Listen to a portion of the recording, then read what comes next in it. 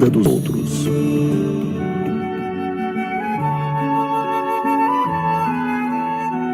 Duas amigas não se viam há muitos anos. Reencontraram-se na casa de uma conhecida. Alegres, conversaram animadamente, tentando colocar as novidades em dia.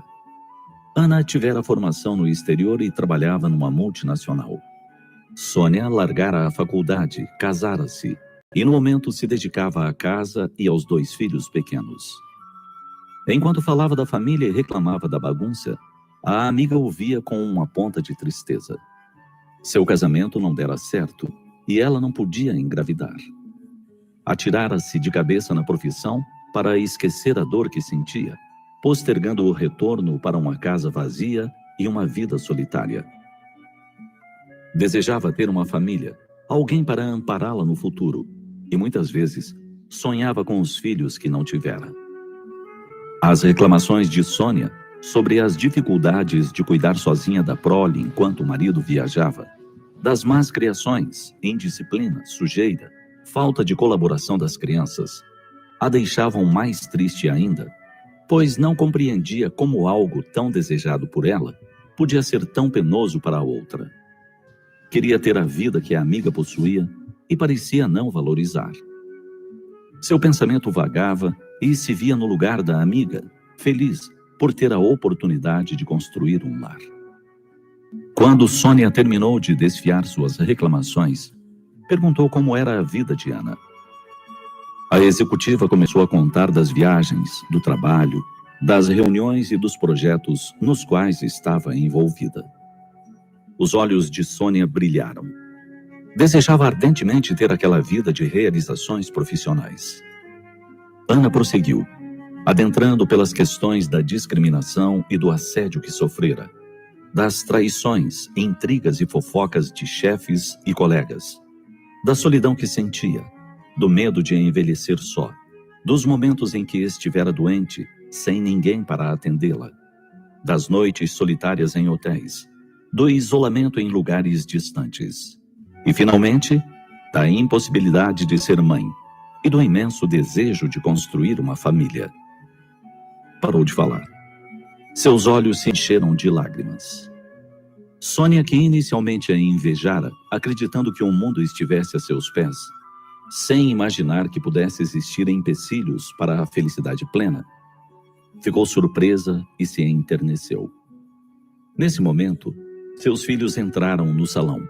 Correram em sua direção pedindo colo, chamando-a pelo doce nome de mãe. As amigas se olharam.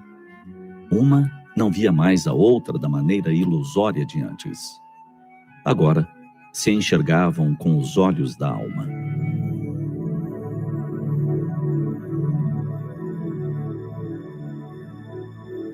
Cada um tem a vida que dá conta de viver, de acordo com suas escolhas e realizações. Quantas vezes desejamos ter outra vida, diferente da nossa, pensando que os outros são mais felizes e realizados? Quantas vezes invejamos alguém por acreditar que sua vida é plena e possui tudo o que gostaríamos de ter? Se tivéssemos a oportunidade de conhecer de perto a vida dos que invejamos, nos surpreenderíamos inúmeras vezes com a enorme diferença entre o que imaginamos e a realidade. Antes de invejarmos alguém, lembremos que a realidade é maior e mais complexa do que a fração que nos é mostrada. Removamos dos olhos as lentes da inveja e, com o tempo, aprenderemos a enxergar mais alegria e beleza em nossas próprias vidas.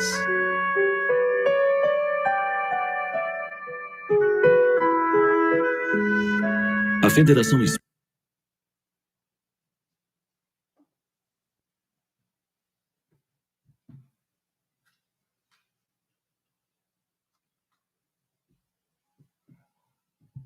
Boa noite, gente. O objetivo hoje nosso é, primeiro, enxergarmos todos nós e a cada um de nós como aprendizes, alunos. Nesse sentido, a palavra aprendiz, o aluno, é que dá origem à palavra discípulo, Tá, para o efeito de reflexão de hoje, vamos nos considerar a todos nós discípulos que somos, aprendizes. Ser um discípulo cristão não quer dizer que você já automaticamente está perfeito e alinhado com todas as virtudes morais que são objeto do nosso aprendizado. Ser um discípulo cristão quer dizer que você está na trilha dessa conquista, que reconhece que tem limitações. Por isso não somos ainda apóstolos, alguém que já incorporou todo um conjunto de virtudes e que, doravante, é capaz de distribuir esse conhecimento, essa boa notícia do Evangelho do Cristo e sua filosofia cristã a todo canto do mundo. A segunda parte do título, Das Estrelas, é uma licença poética para lembrar-nos que nós, espíritas, acreditamos que fomos criados por Deus, essa força, inteligência da natureza, né? O que cria a natureza, né? Essa inteligência suprema do universo. Fomos criados num ponto simples, ignorantes, e com a lei do amor. A lei de amor não é este amor a pouco e pouco que nós estamos ainda aprendendo a ter uns pelos outros. Essa lei de amor universal, ela tem detalhes que a gente ainda está devagarzinho descortinando. Quando o Espírito Emmanuel fala para o Chico Xavier, escreve no livro A Caminho da Luz, que nós vamos permitir ler um ou outro trechinho, ele comenta que na natureza a lei de atração, a gravidade, que os corpos exercem sobre outros corpos, nós estamos orbitando por força da gravidade o Sol tem sua massa e, portanto, curva o espaço-tempo, como Einstein nos ensinou, ainda que a gente não sabe exatamente o que isso queira dizer. Nós vamos entendendo os conjuntos das leis físicas, mas essas leis físicas estão sob um amparo maior, que nós estamos ainda descortinando, revelando a pouco e pouco. A gravidade, a lei de atração, diz Emmanuel, está subordinada à lei do amor. Ela é proposital. O nosso modelo de vida social, o nosso modelo de vida material, da matéria do corpo, criado por Deus, prevê a polaridade sexual, prevê o masculino e o feminino, prevê a energia ânima e ânimos, como Jung comentou, psicólogo aqui nos anos 50, 60, em todos os reinos da natureza conhecidos, em todos os locais.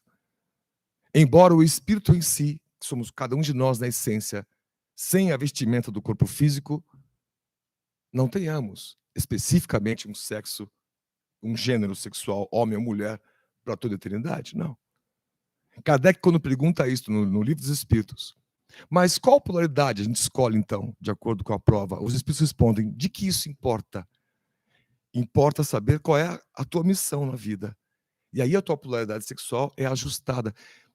Vejam que isso, gente, em nome de uma religião, que é a doutrina espírita, é bastante avançado. Não queremos dizer com isso que outras crenças são atrasadas. Eu digo avançado porque é difícil para a gente se imaginar, com a nossa cultura, com o nosso conhecimento. Alguns de nós, especialmente nós homens, alguns têm aquelas síndromes do machão, dizendo, eu posso reencarnar como mulher um dia? Certamente você vai. Porque para a evolução, rumo à perfeição, é necessário todos os conhecimentos. Portanto, é necessário conhecimentos que a reencarnação num corpo de mulher pode lhe dar. Com as forças físicas, que são os próprios conjuntos hormonais do corpo, lhe guiando, direcionando teus caminhos emocionais. Os instintos maternos. Já o homem, por sua vez, possui outras vertentes e outros aprendizados. E muitos de nós, nas polaridades, tentando se reconhecer. É um erro de falta de humildade alegar que este ou aquele não tem uma conduta adequada por se colocar nessa ou naquela outra situação. Estamos falando do gênero sexual aqui como exemplo. Porque nós, espíritos, entendemos as reencarnações nas polaridades, assim como reencarnamos em diferentes esferas sociais. Alguns de nós que hoje passamos a vida lutando e o dinheiro não vem, tendo oportunidades e escape em nossas mãos, a gente não entende por quê, achando que Deus está injusto conosco, não percebe exatamente o contrário. Esse Deus Pai, esse Deus Mãe generoso, quer que você, ou sabe que você precisa aprender a lição do não ter, como disse o Ricardo aqui, para que teus interesses caminhem em outra direção, e não do acúmulo da riqueza material. Talvez você já tenha sido rico ou rica em outras vidas e desperdiçado, o que é muito comum, a chance. Jesus já disse quantos já desperdiçaram, porque é tão difícil um rico entrar no reino dos céus como um cabelo passado num buraco de uma agulha. A expressão camelo era o nome de um nó. Não vou imaginar um dromedário passando no muro de Jerusalém. Mas a dificuldade, a impossibilidade do mesmo jeito. E não que Jesus fosse contra a riqueza, pelo contrário. Os discípulos ficaram atordoados quando ele resolveu dizer a Zaqueu, que estava em cima da árvore, cobrador de impostos, rico, judeu, falou: desce daí, Zaqueu, eu vou almoçar na tua casa. E os demais discípulos: como assim? Ele é um publicano. Os discípulos já tinham um senão com um dos discípulos, que era Mateus, chamado Levi, que também era publicano. Tinham as suas limitações. Discípulos, eram aprendizes. E mesmo estando em contato com o Cristo, muitos deles achavam que a glória do reino de Deus, que Cristo sempre dizia, meu reino, que não é deste mundo, na vida eterna. Cristo nos ensinou isso como essência, para mostrar para a gente, como sociedade, como humanidade, do qual nós somos o seu rebanho, que nós estamos sujeitos à lei da evolução. E nós evoluímos respeitando as diferenças, sorrindo para o outro quando ele nos fere, no exemplo dar a outra face, retribuindo o mal com o bem, no exemplo quando ele pede amar os seus inimigos. E vai além, não somente ame-os, mas tenha com eles contato.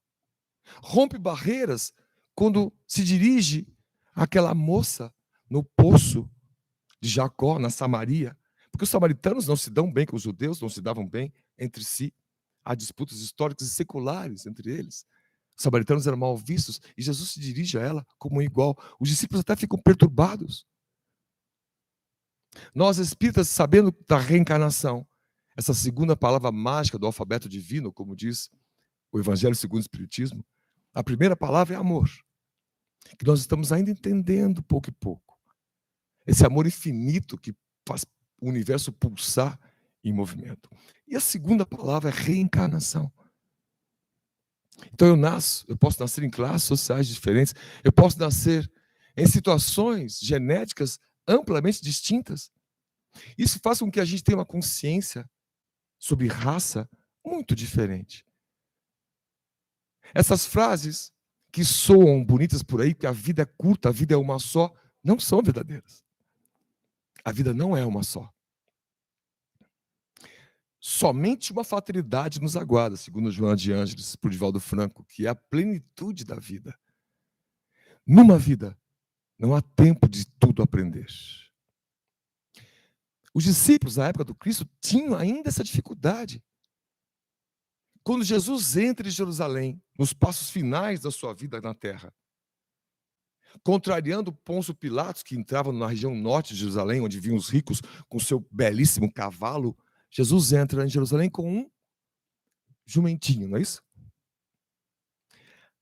Essa, entre aspas, provocação era para mostrar um outro lado, um outro tipo de poder, que não era esse poder da força bruta, não era o poder da imposição humana, mas sim de uma força moral, espiritual, que não é deste mundo, mas que esse mundo faz parte. Então Jesus passou a vida nos ensinando que amar os outros, especialmente os menores, os mais fragilizados, era o jeito que nós temos de entender qual é o caminho dessa vida que evolui. Se eu me fecho com a minha própria família, com os meus filhos, e me fecho ali, e só busco atender os meus caprichos e desejos e os deles, a quem eu estou servindo? O que mais eu estou aprendendo? Então, quando Jesus veio dizer que somos todos uma irmandade, que você que pertence ao partido político A e o outro que pertence ao político Z são irmãos, que você que defende uma ideia X e o outro que defende uma ideia Y, diametralmente oposta, são irmãos, e deve aprender a lidar com isso em nome da evolução. É o grande desafio que os discípulos de Jesus também tiveram suas dificuldades de aplicação. Quando Jesus, depois dessa entrada triunfal em Jerusalém, e acontece o que aconteceu,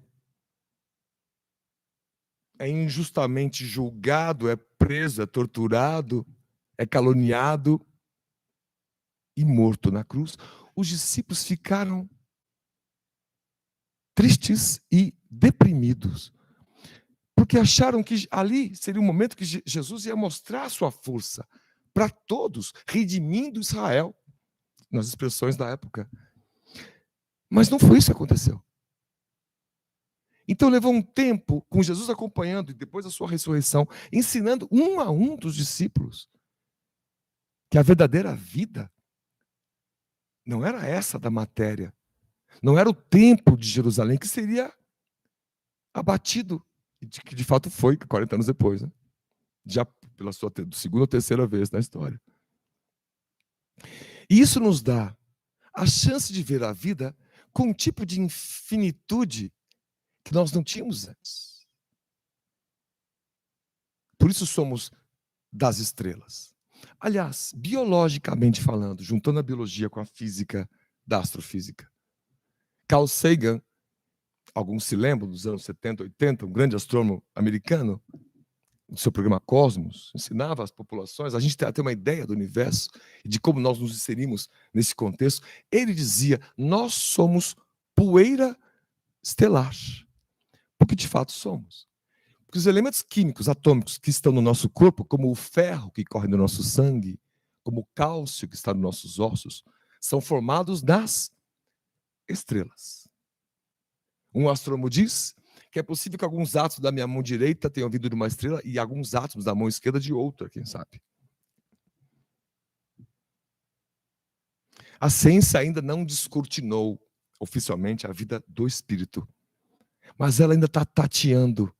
Os amigos sabem que recentemente, faz 2 décadas, nós confirmamos, foi uma mulher cientista chamada Vera Rubin, extraordinária, desencarnada, que revolucionou todo o pensamento que nós tínhamos a respeito da própria vida do universo. Quando ela fazendo seus cálculos sobre o giro das estrelas de uma galáxia, as estrelas que estão mais longe do centro deveriam rodar em uma velocidade menor.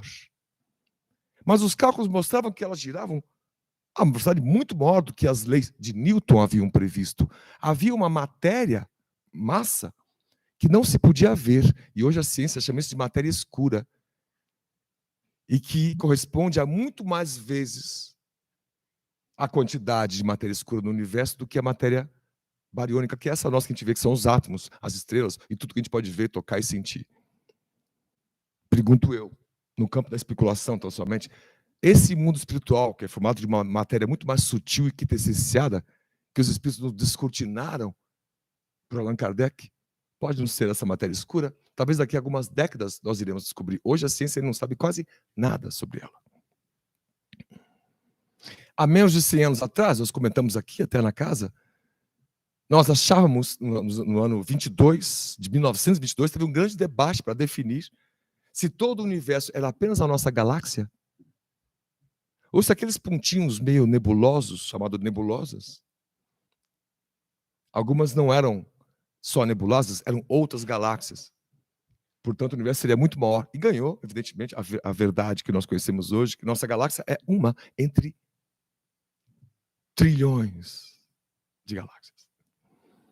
Faz pouco mais de 20 anos que descobrimos um outro planeta, um exoplaneta, um outro planeta fora do nosso sistema solar. Então nós começamos a imaginar, será que tem mais planetas? E hoje já são milhares os descobertos. E em dezembro agora, os americanos lançam James Webb, um novo satélite, um novo telescópio, que vai ficar muito mais longe, para lá da Lua, num lugar chamado Ponto de Lagrange, onde a gravidade do Sol se equivale à da Terra, ele vai ficar paradinho. O ser humano consegue calcular essas coisas. Avançamos tanto assim cientificamente, e nós ainda estamos tateando no aprendizado do amor. Há ainda amigos, discípulos e cristãos que moram nos seus prédios, cujo porteiro trabalha há mais de 10 anos lá, e nós chamamos ele de porteiro, que não sabemos o seu nome. Mas a gente é cristão, então no Natal a gente leva um prato de comida para ele, achando que esse é um gesto. Esse é um gesto, e de fato é. Mas entender o outro, passar a ver o outro, passar a sentir o outro, é muito mais do que isso. A sociedade que vai evoluindo, e segundo os espiritualistas, estamos num momento de transição planetária, por isso os chacoalhões, em todos os sentidos, em todas as áreas humanas, que tem acontecido conosco, né? Colocando muita gente para refletir, para pensar, muitas pessoas colocando os seus instintos religiosos para fora, muitas pessoas cometendo o mesmo problema que Moisés teve quando descia do Monte Tabor, com as placas dos mandamentos, que ele psicografou mediunicamente. E quando chegou lá embaixo, o seu povo, depois de 40 anos, estava adorando os bezerros de ouro, que eram os politeístas, nas misturas das fés entre os judeus e os demais povos. E Moisés dizendo assim, meu Deus, mas é só virar as costas que vocês esquecem, nós temos um Deus único. Então veja que nós estamos evoluindo, a humanidade está evoluindo, nós temos que entender que nós não temos a ciência, todas as respostas. E a nossa religião está tateando respostas futuras, pedindo a cada um de nós que reflita melhor no próprio Cristo em que você acredita. No próprio Cristo em que a gente acredita. Jesus nunca nos desamparou. Emmanuel diz, por Chico Xavier, que em diversos momentos da história, as pessoas acreditavam que Deus as tinha abandonado. Diante das tragédias que haviam ou aconteciam. Não entendendo que as tragédias que haviam ou aconteciam são movimentos naturais para impulsionar o ser humano. Há tragédias que são o próprio ser humano que provoca, como a guerra. E mesmo assim Deus não permite que o homem se atrase e ele evolui tecnologicamente na guerra para depois tentar entender os mecanismos psicológicos e emocionais que a paz exige. Nossa sociedade hoje cresce diante da competição, as empresas competem, concorrem e assim os produtos são lançados, são melhorados. Nós ainda iremos aprender a trabalhar em colaboração, será um outro mundo. Peço licença para dizer, eu que fui 20 e poucos anos professor da área de administração, né, na PUC, teria que reaprender todo o processo, porque no futuro não será esse excesso de comercial, até desde criança, que a tua filha sai do YouTube querendo comprar uma sandália, que você nem sabe o nome, mas está na YouTube que diz que é para comprar. Isso acontece há muitas gerações. E a gente só é feliz se tem tal coisa, como disse aqui o amigo. E não se é. A gente se preocupa demais com as contas serem pagas, com as pessoas que os deixaram, sem esquecer que, ou sem se lembrar, que a evolução é individual. Se alguém lhe fez muito mal, este alguém está se deparando com a própria consciência que virá um dia. A nossa postura é diante de um mal que lhe fazem, não retribua. Quem disse isso?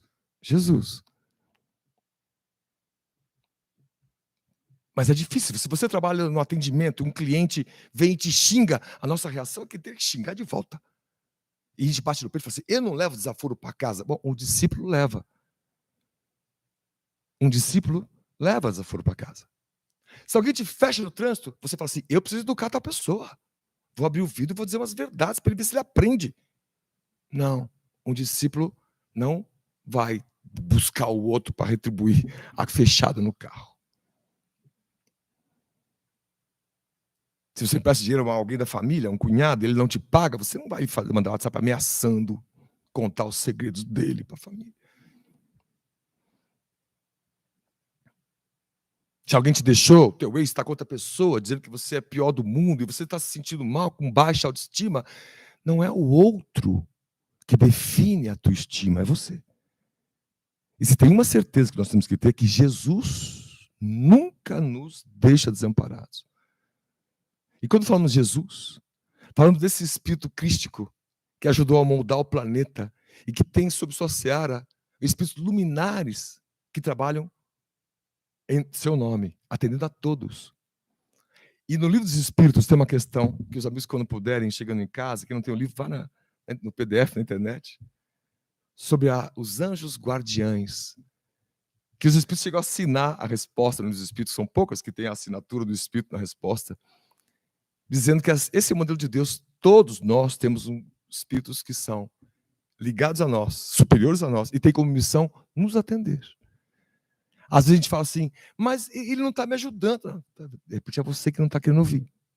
Aliás, essa é uma frase do Divaldo que é belíssima, dizendo assim, orar é falar com Deus.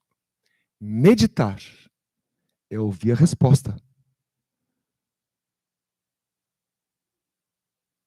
Porque tudo que acontece em nossa vida será para o nosso bem. A nossa visão pode não ser essa, mas eu perdi emprego, como isso pode ser para o meu bem? Ora, a pessoa vai ter que se virar, se renovar, se reinventar, fazer cursos, aprender outras coisas. Ou vai ter que empreender, abrir uma sorveteria na garagem de casa, vai fazer dívida, vai ser difícil. E tudo isso é para ela o aprendizado, se ela passa com o maior equilíbrio possível, sem ferir ninguém, abraçando e incorporando as pessoas. O que nós queremos, uma das coisas que nós queremos dizer aqui aos amigos hoje, é que discípulos somos todos nós. É natural que nas palestras nós aprendamos, nos livros, com as grandes biografias, a começar com a maior delas, que é o próprio Jesus. Grandes biografias que durante todas as épocas da humanidade sempre estiveram presentes para ditar alguns caminhos. Ainda que nós não percebêssemos, e nós, ao longo da história, nós perseguimos muitas dessas grandes biografias. O cardeal Bellarmino, quando mandou prender Giordano Bruno, porque como padre ele estava dizendo que havia vida em todas aquelas estrelas. E a igreja diz que não pode dizer isso, não é certo. A vida é aqui. E quando Galileu, com o telescópio, pôde mirar em Júpiter e ver que Júpiter tinha luas girando em torno de Júpiter, pensou, nem tudo gira em torno da Terra. Então a igreja está errada. Ele também olhou para Vênus, a gente chama, os velhos chamam de estrela d'alva, né? E viu que Vênus, com o telescópio, tem fases como a da Lua. Ora, quem está iluminando Vênus? O Sol. Então é o Sol.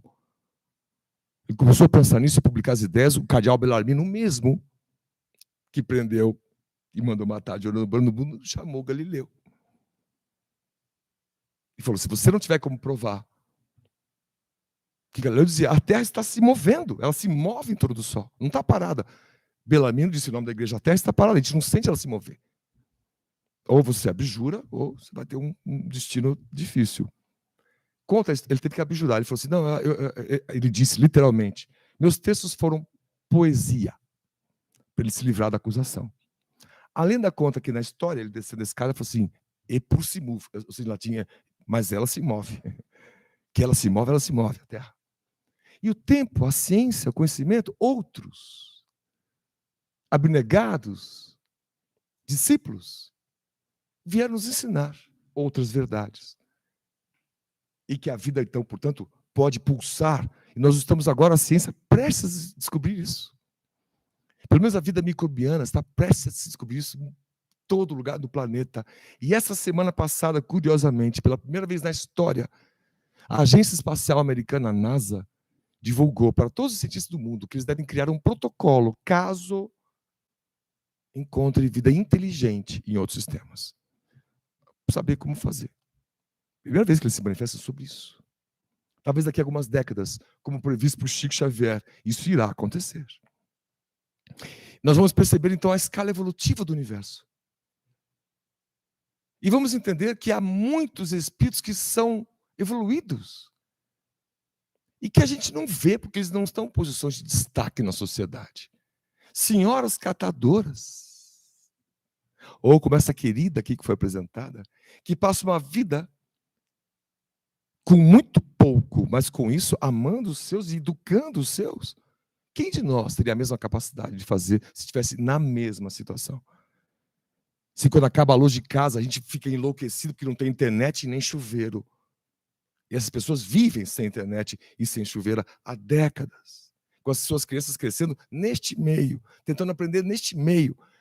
Nós vamos com muito pouco voluntários para ajudar, porque as pessoas estão mais ocupadas em viver a sua vida, fechadas em si mesmas, dizendo que a vida é uma só. E a vida é muito curta. Não, a vida não é uma só. E ser curta ou não depende das nossas prioridades, do que a gente quer fazer agora ou fazer depois. Me permitam rapidamente uma leitura no livro Caminho da Luz, de Chico Xavier, que é um trecho que mexeu conosco sobre essa questão de ser os discípulos, todos nós, e os desconhecidos caminhando por aí. Nessa parte aqui, Emmanuel está fazendo um texto sobre depois da Igreja Romana, período romano, e diz: os gênios do espaço, todavia, a claridade soberana da misericórdia do Senhor, reúne-se no infinito, adotando providências novas concernentes ao progresso dos homens. Todos os recursos haviam sido prodigalizados a Roma, a fim de que suas expressões políticas e intelectuais se estendessem pelo orbe, abrangendo todas as gentes no mesmo amplexo de amor e de unidade. Sua alma coletiva, no entanto, havia deturpado todas as possibilidades sagradas da edificação e renegado todos os grandes ensinamentos. Advertências penosas não lhe faltaram do alto. Ele cita até a explosão do Vesúvio como uma das advertências divinas. Veja que estava nos planos divinos que Roma, com seu império, poderia dali, num efeito globalização, como chamaríamos hoje em dia, um aprendizado poderia ser compartilhado, como hoje em dia nós compartilhamos muito facilmente o aprendizado pelas redes sociais. Naquela época, as estradas romanas, que faziam com que o mundo de sol a sol fosse romano, podiam chegar, mas as deturpações humanas foram colocando este plano a ser reajustado, que é a fase que ela fala aqui. E na sequência, ele fala aqui, Emmanuel, é que um novo ciclo de civilização começava sob a amorosa proteção do Divino Mestre. E Emmanuel fala que nunca nos deixou. Ele fala aqui da Idade Média, que viria preparando um novo mundo, que é o que nós estamos vivendo hoje em dia.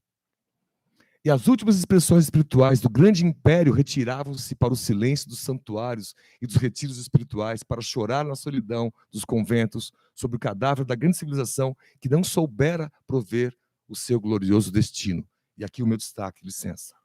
Espíritos heróicos e missionários, cuja maioria não se incorporou aos nomes da galeria histórica terrestre.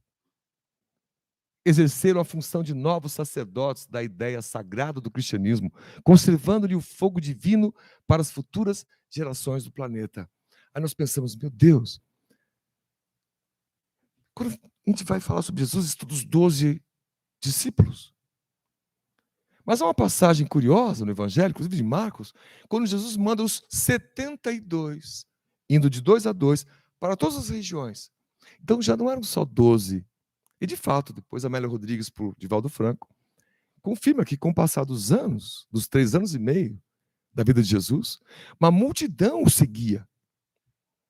E muitos se tornaram discípulos fervorosos a ponto de deixar suas vidas. Só que não são conhecidos. São como esses senhores e senhoras catadores e catadoras. São discípulos de luz, espalhando luz pela cidade. E que a gente não vê. A gente chega a dizer até, eu vou lá para atender tal pessoa porque é mais necessitada do que eu, sem saber que talvez ela esteja há anos-luz na nossa frente, em termos de envergadura moral. Basta fazer essa suposição. Se você tivesse na vida dela, como é que seria a sua vida? Por isso que nós temos aí uma conclusão que queremos chegar com os amigos a respeito disso. De não acharmos que só as grandes almas que fazem trabalhos que são reconhecidos ou que são grandes, é que são grandes missionários. há missionários em toda parte entre nós, como nós mesmos. Que todo missionário é um discípulo, e todo discípulo é um missionário, cuja missão é continuar aprendendo. Para aprender, eu preciso reconhecer onde eu erro. Eu preciso saber ouvir, coisas que são difíceis de serem colocadas no dia a dia. Frases como, eu não me arrependo de nada que eu faço, soam bonitas, soam fortes, mas são completamente anti-educativas. A evolução pela educação, especialmente da educação cristã, a educação das nossas emoções, passa por a gente reconhecer que temos limitações, que precisamos avançar. E os exemplos estão recheando o planeta com as pessoas invisíveis, que sobrevivem com nada. Heróis e heroínas, que vivem nas periferias, largadas, subjugadas, preteridas. Chamamos as de carentes, e muitas são carentes apenas da matéria. Porque são seres que já se completam muito mais do que a gente. Eu, pelo menos, digo por mim. A cada casa desses queridos que a gente visita, ali tem um discípulo, que é um missionário, me ensinando a viver. Cada uma delas, sem exceção. E aqui gostaria de lembrar, antes de ir para frente, que neste caminho de a gente aprender as ciências, os conhecimentos, né? A gente, há 100 anos atrás, sabíamos muito pouco, como nós dissemos agora há pouco, a gente sabia mal da galáxia. A gente achava que o universo era estacionário, paradinho. Aí, em 29, o Sr. Hubble, que dá nome hoje ao telescópio, né, descobriu que o universo estava se expandindo. Isso causou até um problema de concepção do grande gênio do Albert Einstein. Porque nas suas formulações, o universo devia estar paradinho, mas ele estava ainda em expansão. Achavam que essa expansão ainda era reflexo do Big Bang, então ela estava desacelerando, porque ele sabia, iria parar, e depois a gravidade ia aproximar tudo de novo. Agora, um pouco mais de 10 anos, fizeram mais um cálculo recente. Não, ela está expandindo de velocidade crescente. É uma energia que está expandindo no universo. E, de novo, a ciência não sabe o que é, como matéria, que chamam de matéria escura. E eles, como são muito criativos, chamaram esse novo desconhecimento sobre a energia de energia escura. E hoje em dia, você acha isso no Google muito facilmente, do que a ciência sabe do universo, 75% é energia escura. 21%, 22% é matéria escura, ou seja, quase tudo nós não sabemos. E apenas 4% é essa matéria que nós conhecemos, os átomos que formam nossos corpos, os planetas, as luas.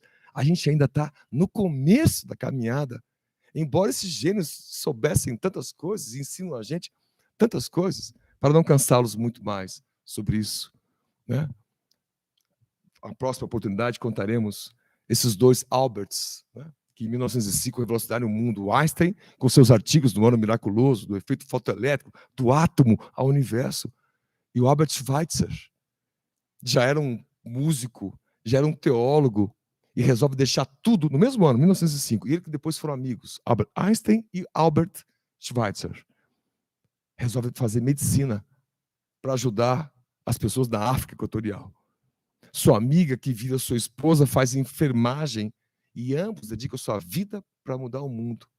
Eu digo que Albert Schweitzer é famoso porque foi prêmio Nobel, mas a sua esposa, Helena Breslau, não é conhecida.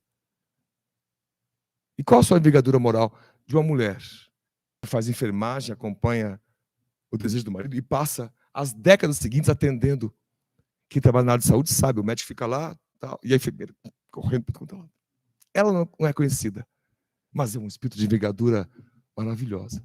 Para encerrarmos, Kardec coloca na Revista Espírita de 1868 uma série de comunicações mediúnicas do médico Vitório Sardou. Esse espírito estava dizendo como era a vida nos outros planetas, que há muitas moradas na casa de meu pai, como diz Jesus. E nossa curiosidade de saber os discípulos desconhecidos, esses discípulos das estrelas, essas biografias maravilhosas que nós não conhecemos, essa reportagem que nós trazemos aqui, um detalhe que nós queremos trazer. Temos. Vou ler rapidamente, tá? São só esses dois. Em que se transformam os habitantes de Júpiter após a morte? Resposta: crescem sempre em perfeição, sem mais terem que sofrer provas. Esse espírito diz que há vida em todos os sistemas, em todos os planetas. Tudo é aproveitado na natureza. E em Júpiter ficam os espíritos mais avançados. Os espíritos que estudam isso há mais tempo já sabem dessas informações, o que não nos torna melhores ou não, mas a reflexão é que vem na sequência. Não haverá em Júpiter espíritos que se submetem a provas para cumprirem uma missão? Resposta: sim. Mas não se trata mais de uma prova, só o amor do bem os leva a sofrer. Kardec pergunta: e podem falir? Não, visto que são bons, não há fraqueza senão onde há defeito. Gente, isso aqui é o relato do mundo para a gente, ou de um tipo de mundo para onde todos nós iremos. Inexoravelmente. Assim que nós acertarmos esse modelo de amor que nós estamos ainda tateando no nosso planeta. Poderias nomear alguns dos espíritos habitantes de Júpiter que cumpriram uma grande missão na Terra? Veja aí a nossa preocupação em achar os grandes missionários. Os espíritos respondem. Um deles, São Luís. Foi um grande espírito, ajudou Kardec na codificação e habita em Júpiter. Kardec pergunta: poderia indicar outros? E aqui o aprendizado. Que vos importa?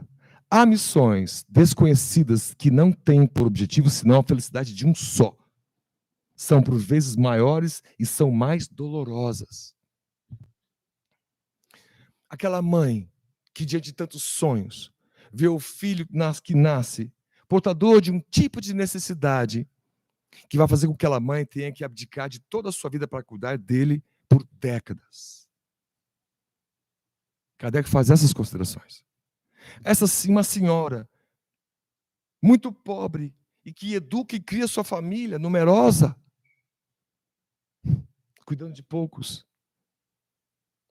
Aquela filha que, diante de uma doença da mãe, tem que abdicar de um monte de coisa para cuidar da mãe, às vezes por décadas. Aquele professor desconhecido de uma escola de periferia, uma professora, que faz o seu melhor diante da violência das escolas periféricas que são comuns, cuida de uma sala de aula só. Missionários. Missionários. Não é aquele que tem uma grande ONG, uma grande escola, um grande templo, que é o maior entre todos. Aliás, os discípulos tinham essa preocupação de saber entre eles quem que era o maior, quem Jesus mais gostava. Há duas passagens de discutindo isso. Até a mãe de dois deles, que era de João e Tiago, diz a Jesus: olha, meus filhos estão aí te seguindo, são muito jovens.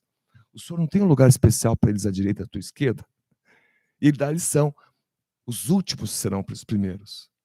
E a lição que nós queremos resumir, que os discípulos das estrelas, que somos todos nós temos como objetivo de saber que o maior dentre vós é aquele que serve. Como disse o Ricardo. Ou a frase de Joana de Anjos que está aqui: considera-te como és um permanente aprendiz da vida, um permanente discípulo.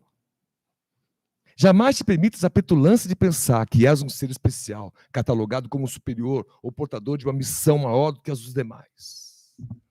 Que quem pensa assim, já de cara lhe falta a humildade, como tinha Chico Xavier, uma alma das estrelas, nascida do interior, numa casinha pobre, num corpo frágil. E a sua grandeza moral é a que conta. Então, para os amigos, entendendo que Jesus está conosco, que a Terra avança, que haverá novidades nesse mundo em transição nas próximas décadas, que estejamos preparados a elas, nos preparando hoje, amando não só os que nós já amamos ou os que nos amam, mas em especial um exercício de se dirigir aos desconhecidos que estão por aí e que tanto precisam.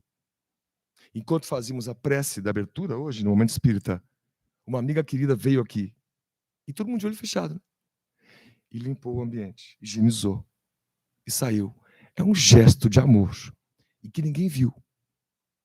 São esses gestos que fazem a diferença. Não precisa de foto no Face, no Instagram, para mostrar o que a gente faz ou deixa de fazer. Precisa de sentimento na ponta do coração para mostrar do que a gente é ou não é capaz. Boas vibrações a todos. Boa semana a todos. Perdão pela extensão, são 10:09. Vamos encerrar fazendo a nossa prece e passar para a sequência dos trabalhos. Um abraço a todos. Bom rever muitos de vocês que estão aqui pelas primeiras de volta. Carinho muito grande porque a casa tem esse seu mais um ano de vida, né?